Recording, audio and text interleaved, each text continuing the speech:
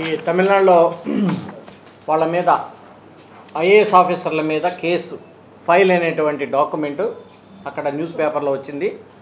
ఆ 5గురు కలెక్టర్స్ కూడా నానాకి ఇబ్బందులు పడతా ఉన్నారు. సేమ్ ప్రొసీజర్లో ఇక్కడ కూడా కాబోతూ ఉంది.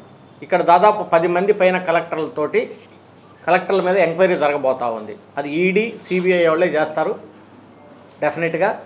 వీటిలన్నిటినీ మీరు ప్రజలందరూ కూడా గమనిస్తుంటుంటారు. చూడండి, మీకు కాపీలు తీసుకోండి, ఇక్కడ చాలా కాపీలు ఉన్నాయి, తీసుకోండి. మీరు కావాలంటే ఇన్ డీటెయిల్డ్గా దాని గురించి, అంటే ఇప్పటివరకు మరి దాని గురించి ఇసుక వ్యవహారంలో తమిళనాడులో జరిగినటువంటి విషయాన్ని గురించి, ఐఏఎస్ ఆఫీసర్లు తమిళనాడులో పడుతున్నటువంటి ఇబ్బంది గురించి ఎవరైనా తెచ్చారో దృష్టికి లేదో కానీ ఇలాంటి ఇంకా ఫ్యూచర్లో చాలా ఉంటాయి. చూద్దాం 1 by 1. Thank you. ఇన్ఫర్మేషన్ అందరూ మీకు ఇస్తారు ఆఫీస్ నుంచి. ఇవన్నీ ఒక కాపీలు ఇవ్వండి. తమిళనాడు